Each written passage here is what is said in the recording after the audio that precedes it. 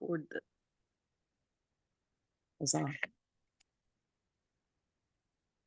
So we knew we would have a small group tonight. Hi, I'm Dr. Tracy Latz. I'm an integrative psychiatrist. I have a podcast, Let's Talk, sort of a play on Let's Talk, but LATZ, and also have another podcast with my co-author, Dr. Marion Ross, which is Shift Your Life, Unleash Your Inner Power to Create. And this is also through the Mooresville meetup, and I've had in in-person meetups before pandemic hit, and some afterwards with a small group. And then everyone got very busy, and so I started doing it more once a month uh, here uh, via Zoom with some occasional in-person meetings.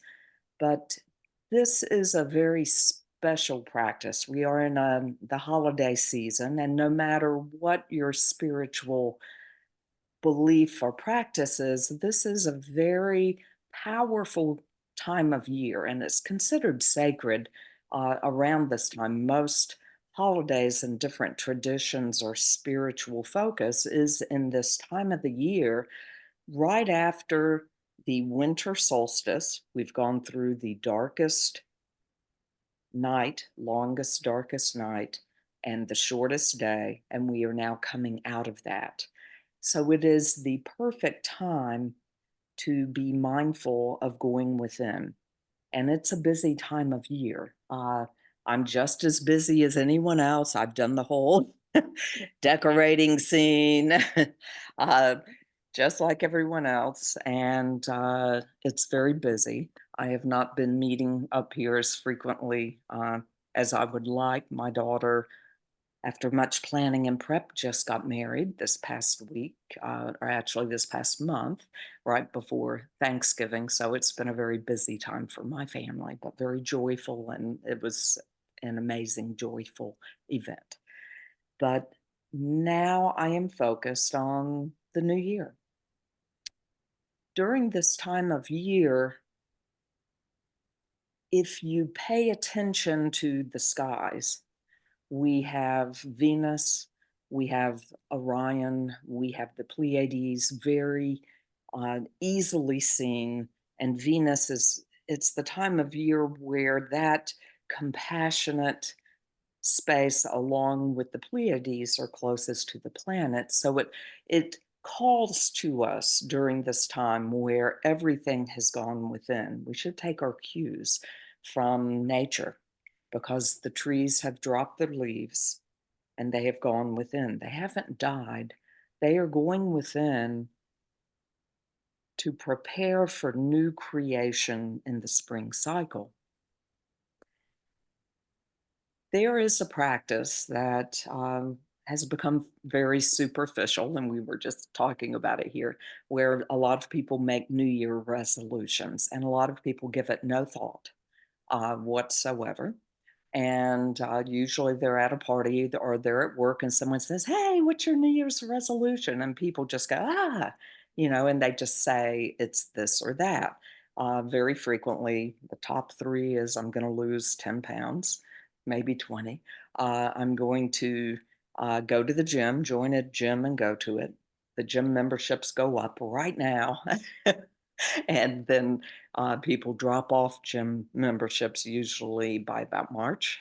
And, people make all of these plans to change, but they have not really gone within and connected because this time of year, all of the planetary astrological alignment is such that we really are called to be in our heart, to open that up, and to then embody the essence of who we truly are, our soul, our oversoul, our true essence, our higher self. All of that we can much more readily access during this quiet time of this season, right after we go through winter solstice.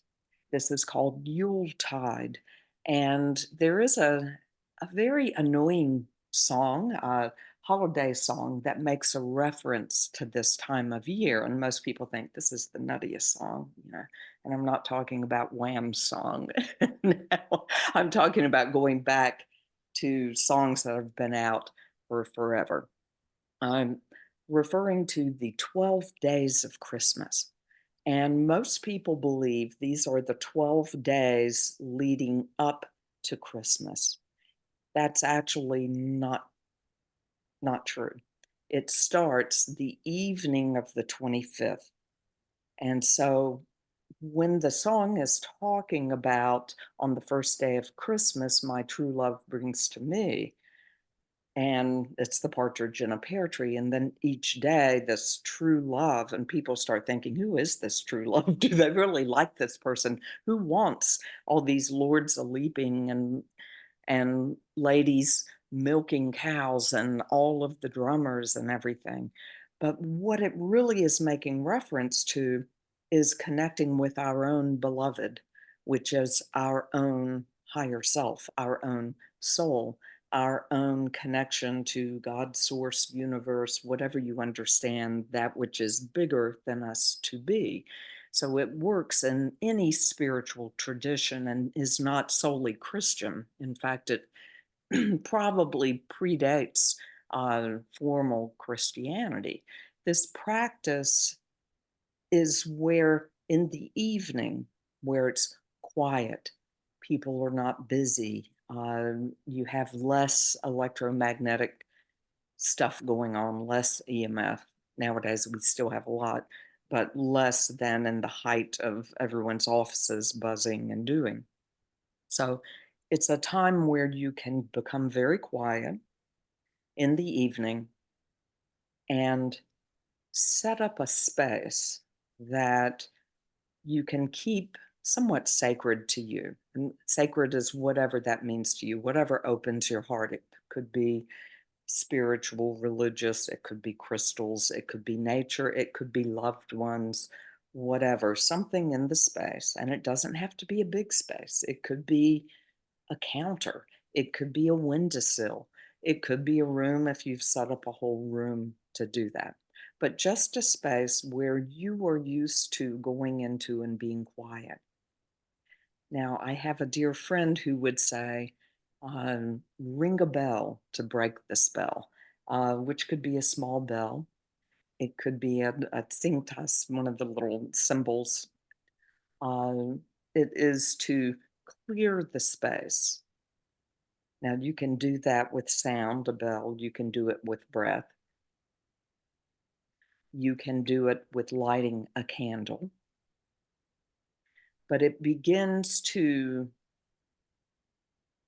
bring light into the space and sort of clear it from any negativity that may have been there, any um, interfering emotions, things of that nature. Just sort of clear the space because now we're setting our intention to go within and sort of be introspective, have a meditative period of time where you think, where am I?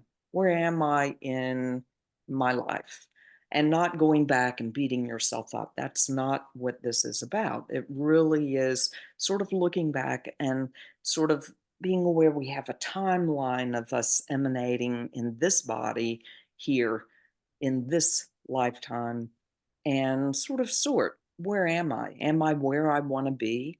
What would I like to shift? What would I like to do differently with my mind, with my body, with myself spiritually, with my connections, with my closest connection, my loved one, lover, my children, my spouse, my parents, my family?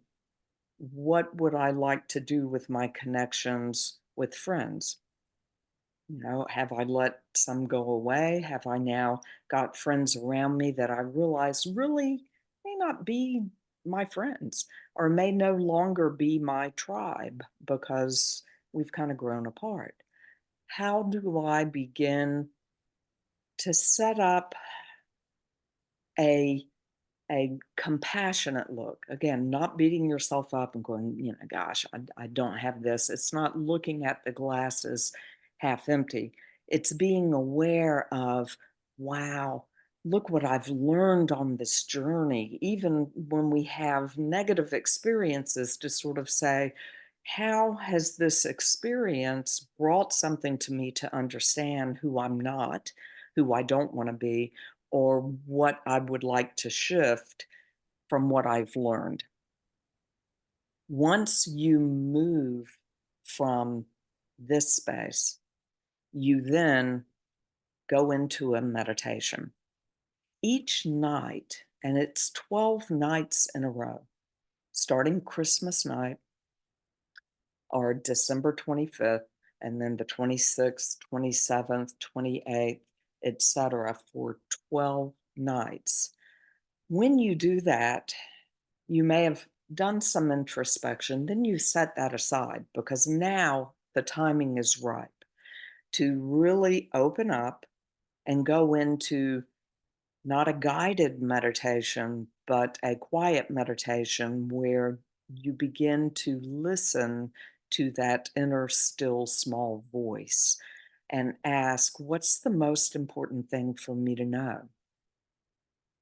And what you'll find is suddenly information. You may suddenly be aware of something or see a symbol or an image, or you may have that gut feeling because we all have our own spiritual language.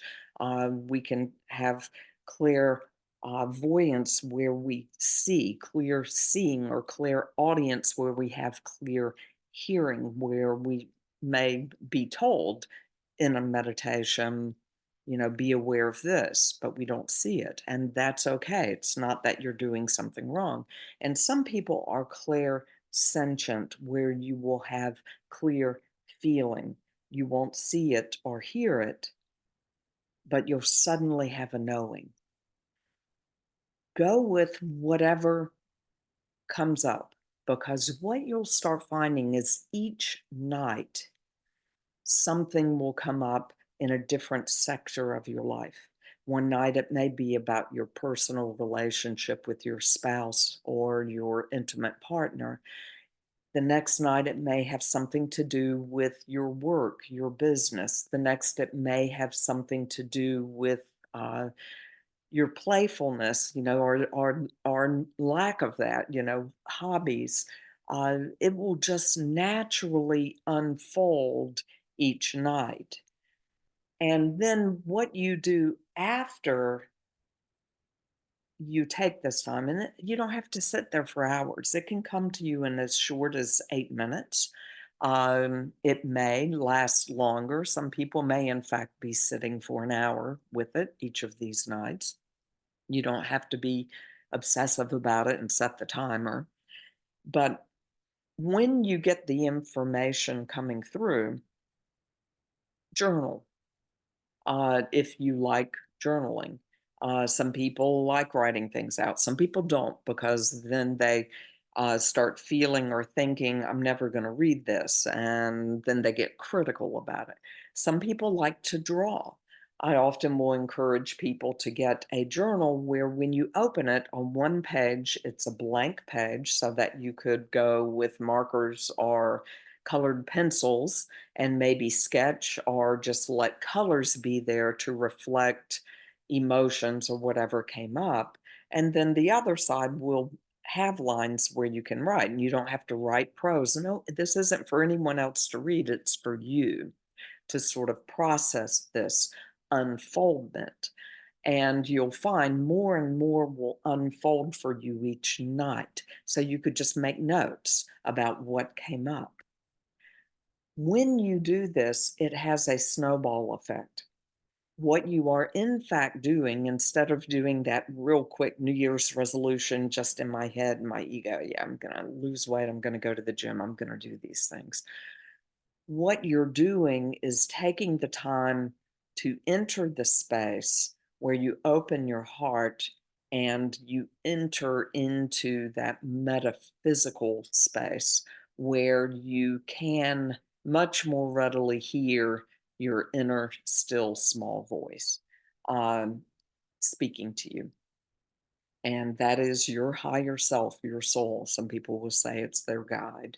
Um, but it is so powerful because the second night, you may begin to get more information where after the first night, you may say, oh, well, with this is what I want to, with my most heartfelt desire, energize into the new year. Well, the second night, you're going to get more information, perhaps in a different sector in your life. So, what you can do is now combine those two. It may be so different, you may say, yes, what I'm going to do is set my intention, my most heartfelt intention, not out of fear, not out of anger. And I don't even have to know how it's going to manifest. I will just impulse the ethers out there.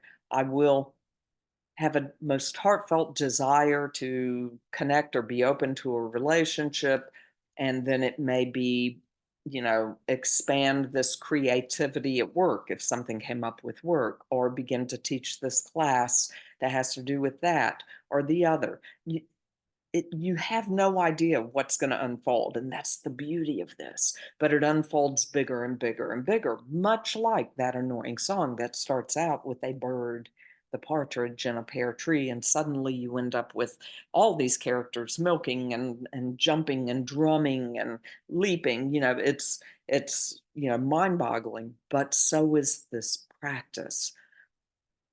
When I do this, I enjoy doing intuitive art. I've spoken about intuitive art before. And just kind of to show you, when I get the information, I will receive information and make notes, but then I stay in the energy of the meditation. And when you meditate with regularity, you know what I mean? You can feel the energy of whatever it is you've tapped into.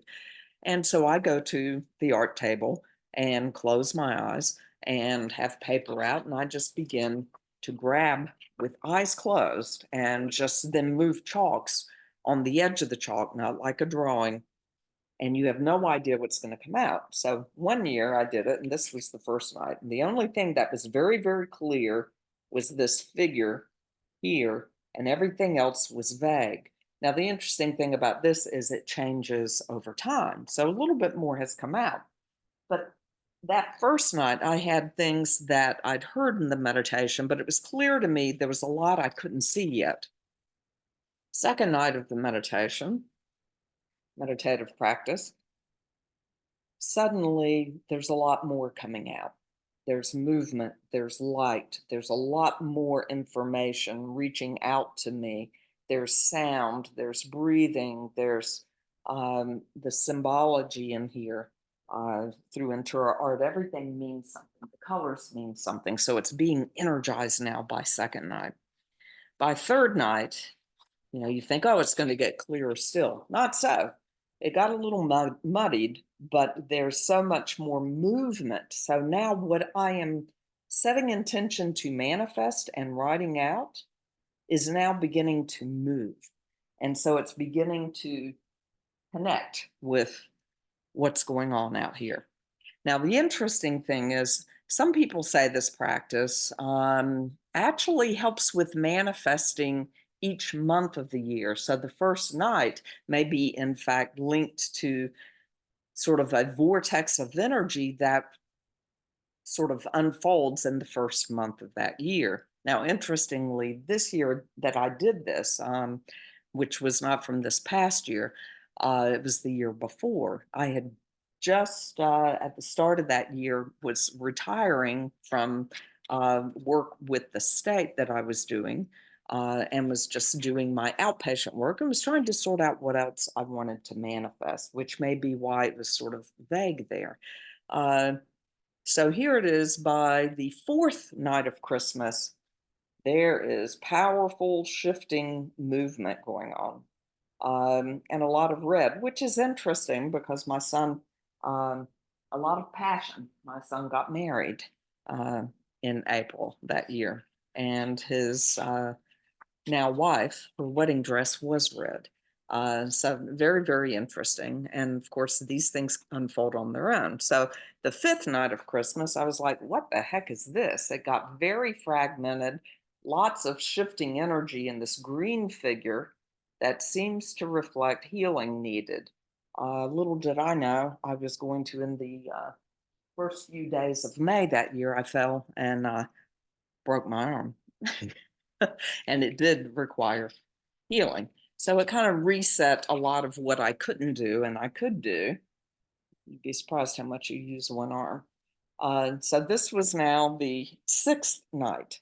So the sixth night, I am sort of re-establishing things. This now is June, right? Sixth night.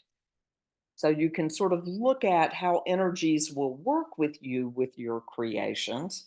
And of course, you have no idea what's going to unfold. That's why I love to do the artwork on, again, eyes closed. So while everything seems to be in the vortex again, not sure what's going on, but seventh night,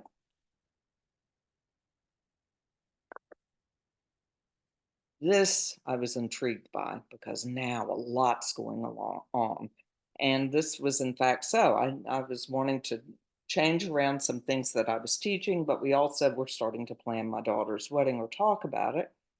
And boy, so many faces, so many characters that emerged out of this, and a whole procession of um, beings really wanting to work with uh, me doing some stuff, some personal things, and planning some other ventures.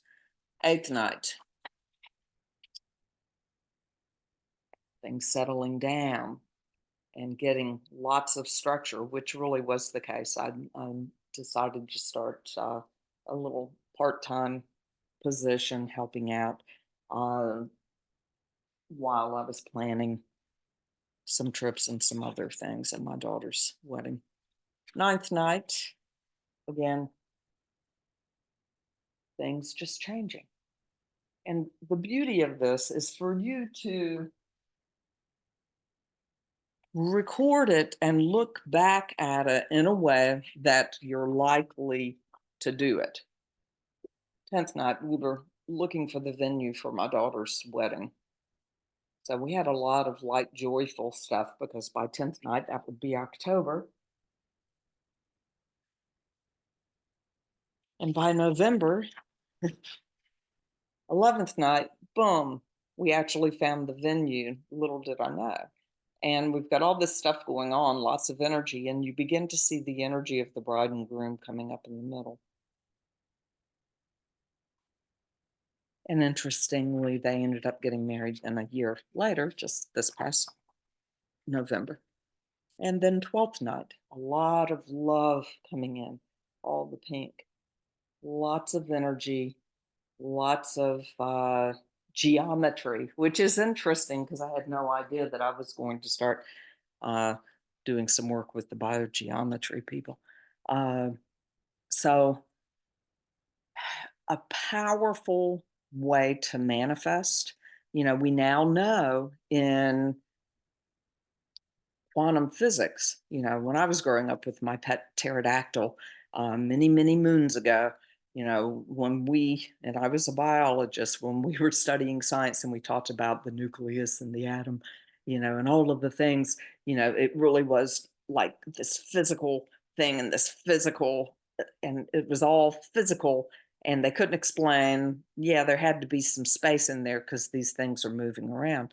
Now in quantum physics, we actually know that an atom, this matter, this physical stuff all around us, very little of it is physical.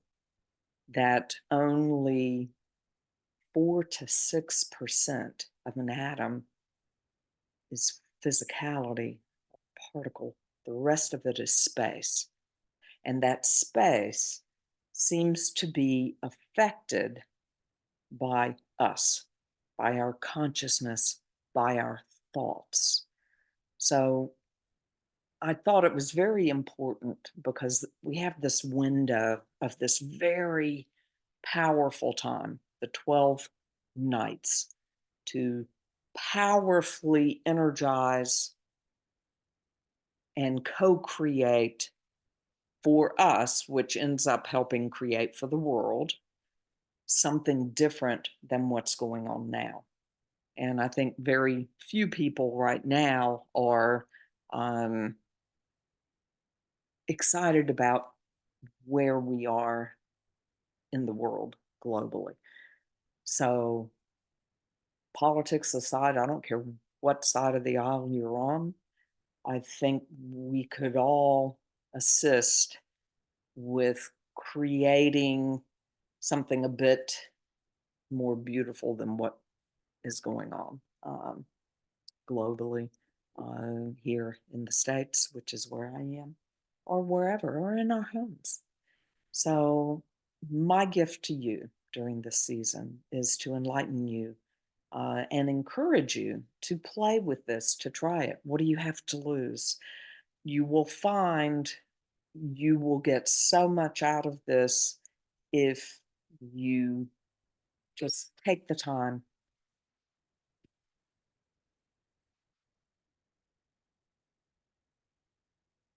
You will get so much out of this if you just take the time to go within and not out of fear, not out of anger. You know, we have lots of tools we've taught in these sessions. We have on YouTube, we have on our podcasts, different ways to transform anger or fear.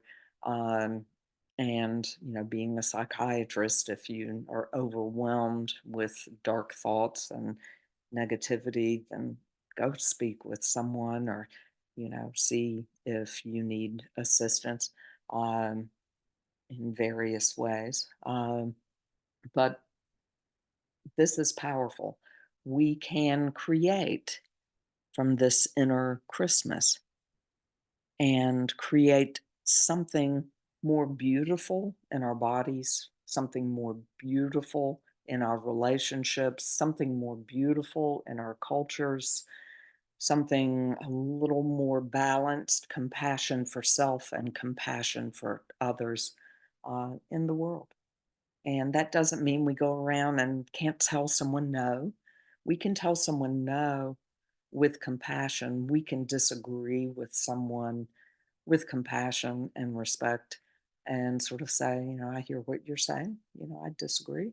And that's okay.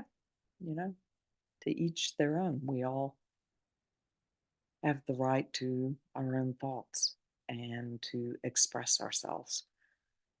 And I hope that maybe you'll try this practice. It just might shift your life and shift our world. And that's what I'm here for. I figure I'm 62. I guess I'll have uh, 37 more years before um, I'll be done with trying to help shift as much as possible for people, for the world, and consciousness, because we're all in this together and we are truly walking each other home.